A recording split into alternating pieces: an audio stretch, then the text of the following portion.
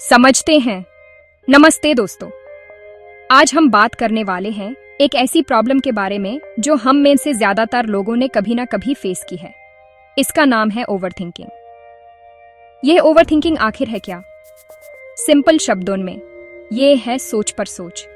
जब आप एक ही बात को बार बार सोचते रहते हैं, उसके हर छोटे से छोटे एस्पेक्ट को एनालाइज करते हैं और फ्यूचर की ऐसी प्रॉब्लम्स के बारे में परेशान होते हैं जो शायद कभी होंगी ही नहीं। जैसे आपने ऑफिस में एक छोटी सी गलती कर दी, अब शाम को घर आकर भी आप उसी के बारे में सोच रहे हैं। कल बॉस क्या कहेंगे? क्या मेरी जॉब चली जाएगी? लोग मेरे बारे में क्या सोचेंगे? ये सोचों का जाल है जिसमें आप फंसते चले जाते हैं। आप अकेले नहीं हैं। हम सभी कभी ना कभी इस थॉट लूप में फंस जाते हैं। ये एक ऐसी आदत है जो धीरे धीरे हमारी मेंटल पीस को, हमारी खुशी को और हमारी एनर्जी को खत्म कर देती है। ओवरथिंकिंग हमें प्रेजेंट मोमेंट से दूर ले जाती है। हम या तो पास्ट के रिग्रेट्स में जीते हैं या फ्यूचर की एंजाइटी में। जो आज है, जो अभी है, उसको हम एंजॉय ही नहीं कर पाते। सोचने में और ओवरथिंकिंग में एक बहुत बड़ा फर्क है। सोचना प्रॉब्लम सॉल्विंग के लिए ज़रूरी है, लेकिन ओवरथिंकिंग सिर्फ प्रॉब्लम्स क्रिएट करती है, उनका सोल्यूशन कभी नहीं देती। यह एक खाली कमरे में रॉकिंग चेयर पर बैठने जैसा है। आप हिल तो रहे हैं पर पहुंच कहीं नहीं रहे। इसका सोल्यूशन क्या है? क्या हम सोचना बैंड कर सकते हैं? बिल्कुल नहीं। सोचना तो हमारे माइंड का काम है, लेकिन हम ये ज़रूर सीख सकते हैं कि कैसे यूज़फुल थिंकिंग करें और यूज़लेस थिंकिंग को साइड में रखें। हम अपने थॉट्स के मालिक बन सकते हैं, गुलाम नहीं। ये एक स्किल है जो प्रैक्टिस से आती है। जैसे आप साइकिल चलाना सीखते हैं, जैसे आप स्विमिंग सीखते हैं, वैसे ही आप अपने माइंड को ट्रेन कर सकते हैं। इसके लिए ज़रूरी है पेशेंस, कंसिस्टेंसी और एक सही प्लान। और वही प्लान मैं आज आपके साथ शेयर करने वाला हूँ। एक सिंपल, प्रैक्टिकल 30 डे प्लान जो आपकी ओवरथिंकिंग की आदत को डिटॉक्स करेगा। तो तैयार हो जाइए एक नए सफ़र के लिए। ये सफ़र है अपने माइंड को समझने का, उसको कंट्रोल करने का और एक शांत, खुशहाल जिंदगी की तरफ बढ़ने का। इस सफर में आपको किसी और से compete नहीं करना है। आपकी कंपटीशन सिर्फ अपने आप से है, अपने पुराने पैटर्न से है। ये 30 डे डिटॉक्स प्लान आपको टूल्स देगा, टेक्निक्स देगा और एक नया पर्सपेक्टिव देगा। आपको बस एक कमिटमेंट करनी है अपने आप से कि अगले 30 दिन आप अपने माइंड पर काम करेंगे, छोटे छोटे स्टेप्स लेंगे और धीरे धीरे एक बड़ा बदलाव लाएंगे। आसान है। तो ये 30 दिन का प्लान काम कैसे करेगा? हमने इसको 4 हफ्तों में डिवाइड किया है। हर हफ्ते का एक स्पेसिफिक गोल है, एक फोकस एरिया है। ये बिल्कुल एक बिल्डिंग बनाने जैसा है। पहले हम फाउंडेशन बनाएंगे, फिर दीवारें खड़ी करेंगे, फिर उन पर प्लास्टर करेंगे और आखिर में उसको सुंदर बनाएंगे। एकदम से सब कुछ करने की कोशिश करेंगे तो कुछ भी हाथ नहीं आएगा। इसलिए हम स्टेप बाय स्टेप आगे बढ़ेंगे। यह जर्नी लॉजिकल है, प्रैक्टिकल है और कोई भी इसको फॉलो कर सकता है। आपको बस थोड़ा सा टाइम और थोड़ी सी डेडिकेशन देनी है। आसान है ना? पहला हफ्ता यानी वीक 1 पूरी तरह से अवेयरनेस पर फोकस्ड होगा। इस हफ्ते हमारा काम सोचना बैंड करना नहीं, बल्कि ये देखना है कि हम क्या सोचते हैं, कब सोचते हैं और क्यों सोचते हैं। हम अपने थॉट पैटर्न्स के डिटेक्टिव बनेंगे। जैसे एक साइंटिस्ट माइक्रोस्कोप से चीज़ों को देखता है, वैसे ही हम अपने थॉट्स को बिना जज किए ऑब्जर्व करेंगे। ये सबसे इम्पोर्टेंट स्टेप है, क्योंकि जब तक हमें प्रॉब्लम का पता ही नहीं होगा, हम उसको सॉल्व कैसे करेंगे। तो पहले हफ्ते हम सिर्फ जागरूकता बढ़ाएंगे, अपने मन के अंदर झांक कर देखेंगे कि आखिर चल क्या रहा है। दूसरा हफ्ता यानी वीक 2 है कंट्रोल का। अब जब हमें पता चल गया है कि हमारे नेगेटिव थॉट पैटर्न्स क्या हैं, तो हम उन पर कंट्रोल पाना सीखेंगे। यहाँ हम कुछ पावरफुल टेक्निक्स का इस्तेमाल करेंगे। हम सीखेंगे कि कैसे एक थॉट को पकड़ना है और उसको चैलेंज करना है। जैसे एक गेट कीपर डिसाइड करता है कि किसको अंदर आने देना है और किसको नहीं, वैसे ही हम अपने माइंड के गेट कीपर बनेंगे। हम हर नेगेटिव थॉट को एंट्री पास नहीं देंगे। हम उससे सवाल करेंगे, क्या तुम सच हो? क्या तुम मेरे लिए यूजफुल हो? ये हफ्ता हमें पावर देगा कि हम अपने थॉट्स के फ्लो को डायरेक्ट कर सकें। तीसरा हफ्ता यानी वीक 3 है रिप्लेसमेंट का। सिर्फ नेगेटिव को रोकना काफ़ी नहीं है, उसकी जगह कुछ पॉजिटिव भी तो लाना पड़ेगा, वरना वो जगह खाली रह जाएगी। इस हफ्ते हम कॉन्शियसली नेगेटिव थॉट पैटर्न्स को पॉजिटिव और कंस्ट्रक्टिव थॉट से रिप्लेस करेंगे। हम अपने माइंड को एक नया रास्ता दिखाएंगे। अगर माइंड बार बार मैं ये नहीं कर सकता बोलता है, तो हम उसको मैं कोशिश तो कर सकता हूँ से रिप्लेस करेंगे। ये एक क्रिएटिव प्रोसेस है जहाँ हम अपने इंटरनल डायलॉग को, अपनी सेल्फ टॉक को बेहतर बनाएंगे। हम नए हेल्थी मेंटल स्क्रिप्ट्स लिखेंगे और उनकी प्रैक्टिस करेंगे। तो चलिए शुरू करते हैं हमारे 30 डे प्लान का पहला हफ्ता। इस वीक 1 का फोकस है अवेयरनेस यानी जागरूकता। हमारा मकसद है अपने ओवर थिंकिंग पैटर्न्स को समझना। हम उनको जज नहीं करेंगे, उनको बदलने की कोशिश भी नहीं करेंगे। हम सिर्फ एक साइलेंट ऑब्जर्वर बनेंगे, एक साक्षी। जैसे आप ट्रैफिक को दूर से खड़े होकर देखते हैं, गाड़ियों को आते जाते देखते हैं, बिना उनमें से किसी को रोकने की कोशिश किए, ठीक वैसे ही हम अपने थॉट्स को देखेंगे। ये पहला कदम है और सबसे ज़रूरी कदम है। बिना अवेयरनेस के कोई भी बदलाव आना नामुमकिन है। इस हफ्ते का आपका पहला डेली टास्क है थॉट जर्नलिंग। हर दिन 10-15 मिनट के लिए शांति से बैठें और एक डायरी या नोटबुक में अपने थॉट्स को लिखें। जो भी मन में आ रहा है, जैसा भी आ रहा है, बस उसको लिखते जाएं। ग्रामर की चिंता ना करें, स्पेलिंग की चिंता ना करें, बस अपने माइंड को पेपर पर खाली कर दें। खास कर उन मोमेंट्स को नोट करें जब आप ओवर थिंकिंग कर रहे थे।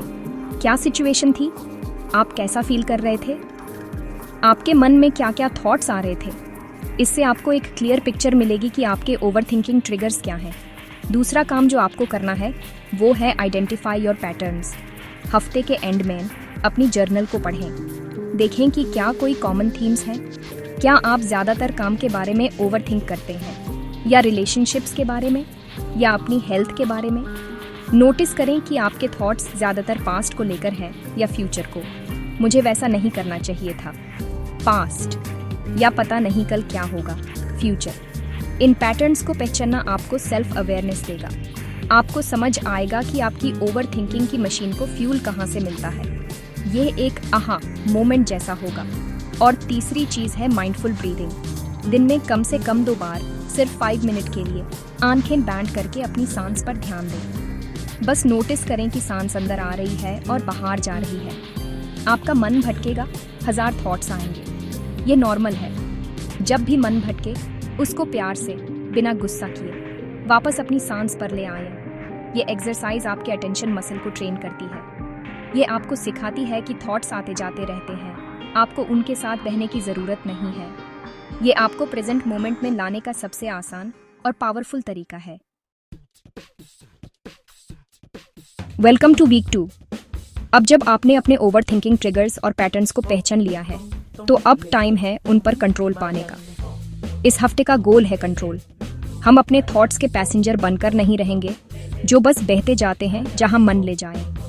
हम ड्राइवर बनेंगे और स्टीयरिंग व्हील को अपने हाथ में लेंगे। हम डिसाइड करेंगे कि हमारी सोच किस दिशा में जाएगी। ये थोड़ा चैलेंजिंग हो सकता है, लेकिन यकीन मानिए ये पॉसिबल है। आपके अंदर वो पावर है कि आप अपने थॉट्स को गाइड कर सकें। बस उस पावर को जागृत करना है।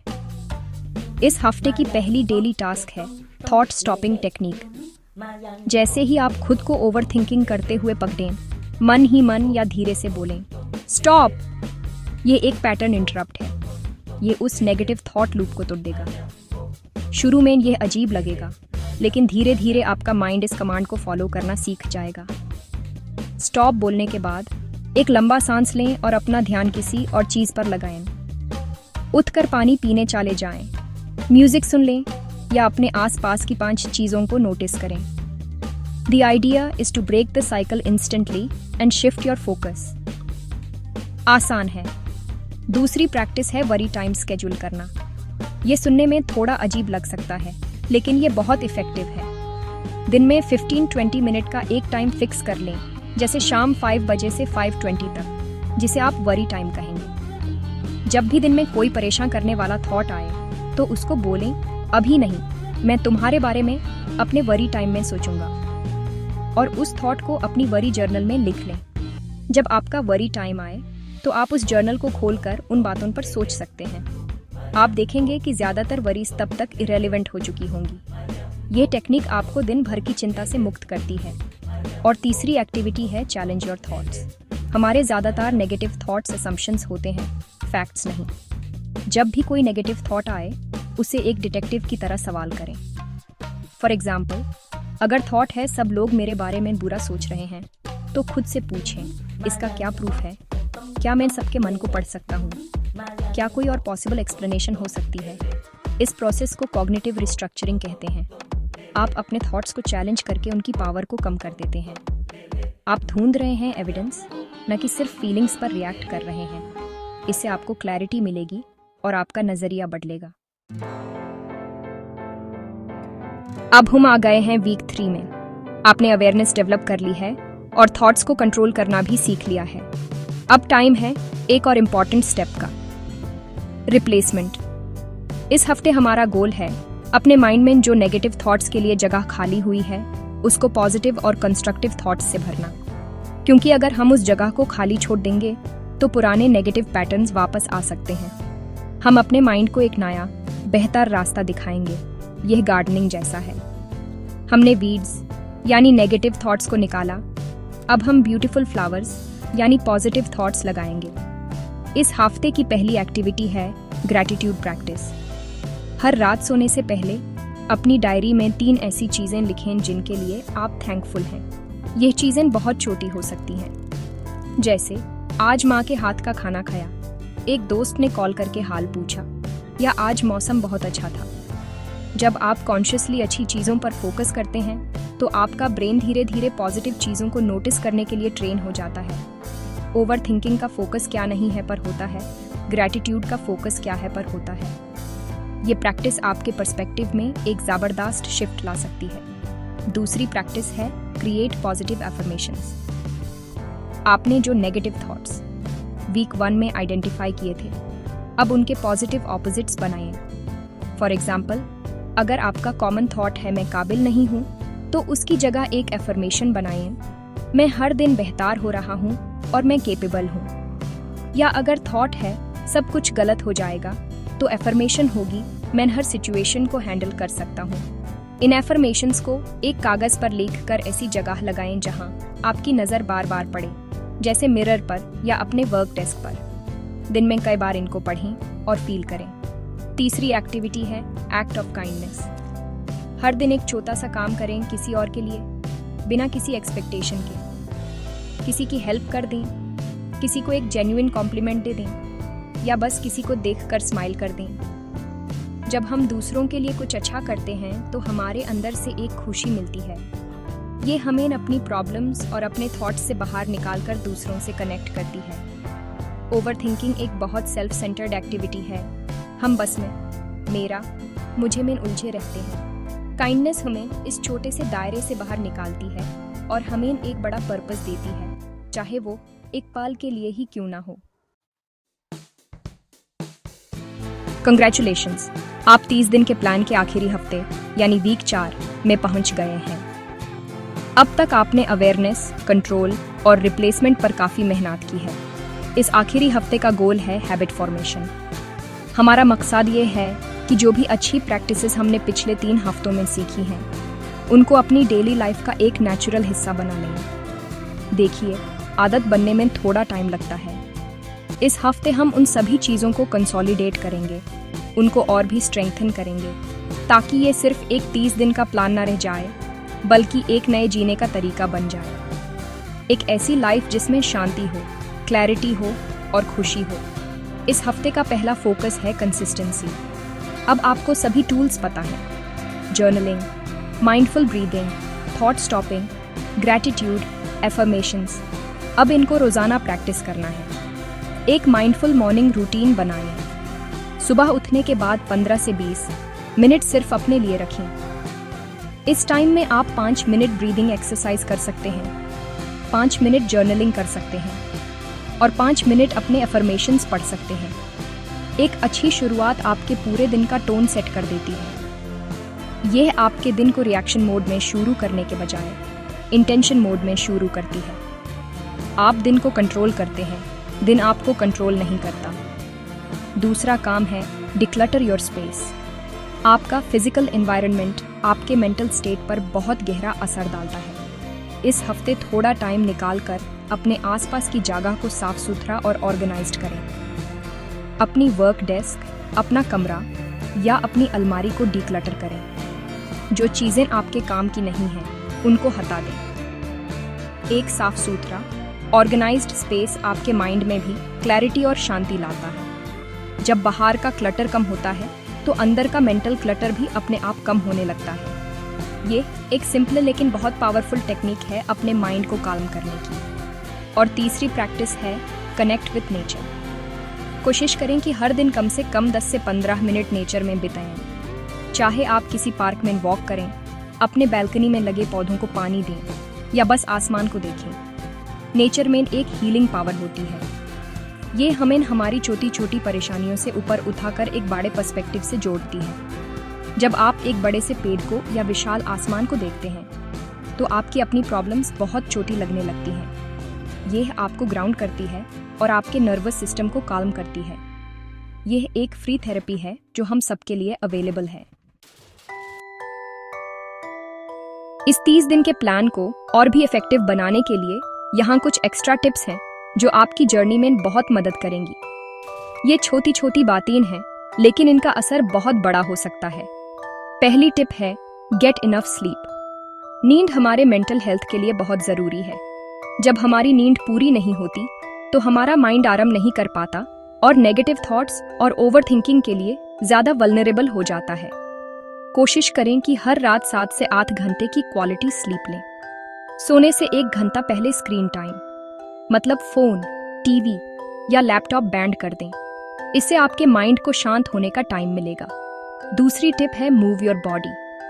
रेगुलर फिजिकल एक्टिविटी, चाहे वो वॉकिंग हो, जॉगिंग हो, योगा हो या डांसिंग हो, आपके मूड को बूस्ट करती है। एक्सरसाइज से एंडोर्फिन्स रिलीज होते हैं जो नेचुरल मूड लिफ्टर्स हैं। ये स्ट्रेस को कम करने का एक बेहतरीन तरीका है। जब आप फिजिकली एक्टिव होते हैं तो आपका माइंड भी प्रेजेंट मोमेंट में रहता है। आपको जिम जाने की जरूरत नहीं है। रोज 30 मिनट की ब्रिस्क वॉक भी चमत्कार कर सकती है। अपनी बॉडी को मूव करना एक स्टैग्नेंट माइंड को मूव करने का सबसे अच्छा तरीका है। तीसरी टिप है limit caffeine and processed foods. जो हम खाते पीते हैं उसका असर हमारे माइंड पर भी होता है। बहुत ज्यादा कैफीन जैसे चाय या कॉफी आपको एंग्शियस और जिटरी बना सकती है, जिससे ओवरथिंकिंग बढ़ सकती है। इसी तरह बहुत ज्यादा प्रोसेस्ड फूड और शुगर भी आपके मूड स्विंग्स और मेंटल क्लैरिटी पर बुरा असर डाल सकती है। कोशिश करें कि एक बैलेंस्ड डाइट लें जिसमें फ्रूट्स, वेजिटेबल्स और होल ग्रेन्स शामिल हों। और सबसे इम्पॉर्टेंट, खूब पानी पिएं। एक हाइड्रेटेड बॉडी एक हाइड्रेटेड और काल्म माइंड को सपोर्ट करती है। चौथी और आखिरी टिप है टॉक टू समवन। अपने थॉट्स को अकेले अपने अंदर दाबा कर मत रखें। किसी ऐसे दोस्त, फैमिली मेंबर या मेंटोर से बात करें जिन पर आप ट्रस्ट करते हैं। कभी कभी सिर्फ अपनी परेशानी को बोल देने से ही वो आधी हो जाती है। दूसरे इंसान का पर्सपेक्टिव आपको एक नया नज़रिया दे सकता है जो आप अकेले नहीं देख पा रहे थे।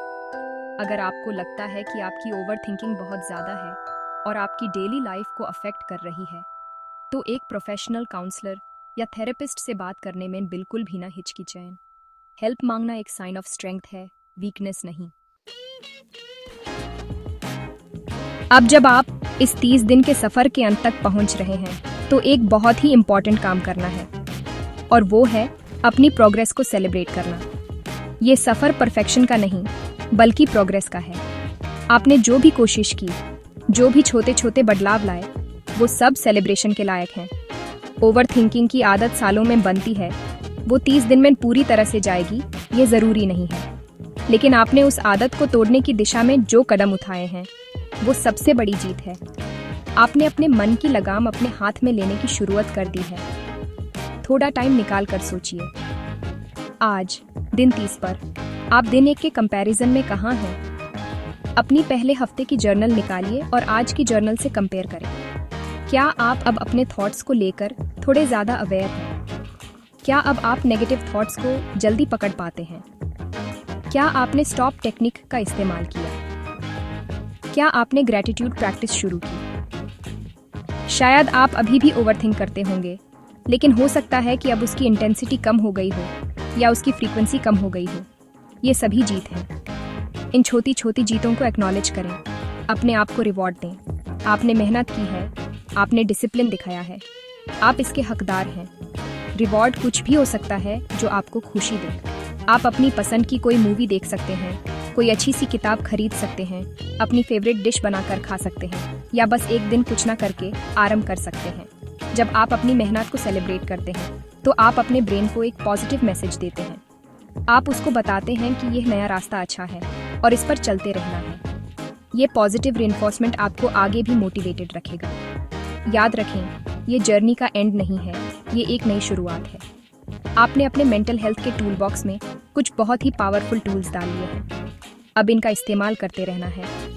कुछ दिन अच्छे होंगे, कुछ दिन शायद उतने अच्छे ना हों। जिस दिन आपसे गलती हो जाए या आप वापस पुराने पैटर्न में चले जाएं, तो खुद पर सख्त मत होना। अपने आप को माफ करें और अगले दिन फिर से शुरू करें। हर दिन एक नया मौका है। आपने जो प्रोग्रेस की है वो आपसे कोई छीन नहीं सकता।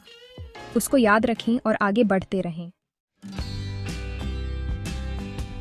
तो दोस्तों, यह था हमारा 30 दिन का ओवरथिंकिंग डिटॉक्स प्लान। मैं उम्मीद करता हूं कि इस प्लान से आपको एक क्लियर रास्ता मिला होगा, एक डायरेक्शन मिली होगी। ओवरथिंकिंग एक अंधेरे टनल जैसी लग सकती है, लेकिन याद रखें, हर टनल के आखिर में रोशनी होती है। आपने उस रोशनी की तरफ पहला कदम बढ़ा लिया है। ये सफर आपके माइंड को कंट्रोल करने का ही नहीं, बल्कि खुद को बेहतर तरीके से समझने का भी है। आपने जाना कि आपके थॉट्स आप नहीं हैं, आप उनसे कहीं ज्यादा बड़े हैं। आप वो कॉन्शियसनेस हैं जो उन थॉट्स को देख सकती है। इस प्लान का असली मकसद आपको नो थिंकिंग की स्टेट में लाना नहीं है, क्योंकि वो पॉसिबल ही नहीं है। इसका मकसद है आपको यूजफुल थिंकिंग सिखाना, आपके माइंड को एक दुश्मन से एक दोस्त बनाना। एक ऐसा दोस्त जो आपको सॉल्यूशंस दे, आपको एनकरेज करे, न कि आपको परेशान करे और डराए। आपने जो टेक्निक सीखी है, अवेयरनेस, कंट्रोल, रिप्लेसमेंट और हैबिट फॉर्मेशन, ये आपके लाइफ टाइम कंपेनियंस हैं। इनकी प्रैक्टिस करते रहें। जैसे जैसे आप प्रैक्टिस करेंगे, आप बेहतर होते जाएंगे। आपका मन शांत होता जाएगा और आपकी जिंदगी में क्लैरिटी आती जाएगी। अपनी प्रोग्रेस को हमेशा याद रखें। जब भी आपको लगे कि आप फंस रहे हैं, तो याद करें कि आपने कितनी दूरी तय की है। छोटे छोटे बदलाव ही मिलकर एक दिन बड़ा ट्रांसफॉर्मेशन लाते हैं। पेशेंस रखें, अपने आप पर विश्वास रखें। आपके अंदर वो सारी शक्ति है जो आपको एक खुशहाल और शांत जीवन जीने के लिए चाहिए। बस उस शक्ति को पहचानना है और उसका इस्तेमाल करना है। ओवरथिंकिंग आपकी पर्सनैलिटी का हिस्सा नहीं है, ये सिर्फ एक आदत है, और कोई भी आदत बदली जा सकती है। आपने ये साबित कर दिया है। तो बस आगे बढ़ते रहिए, रुकना मत, सीखते रहिए, ग्रो करते रहिए, अपने माइंड पर काम करते रहिए। ये सबसे इम्पॉर्टेंट इन्वेस्टमेंट है जो आप अपनी लाइफ में कर सकते हैं। और जब आप अंदर से शांत और खुश होंगे, तो आपकी वो खुशी आपके आसपास भी फैलेगी। आप न सिर्फ अपनी ज़िंदगी को, बल्कि अपने आसपास के लोगों की ज़िंदगी को भी बेहतर बनाएंगे। तो इस नई शुरुआत के लिए, इस नए आप के लिए मेरी तरफ से आपको बहुत बहुत शुभकामनाएं। आसान है,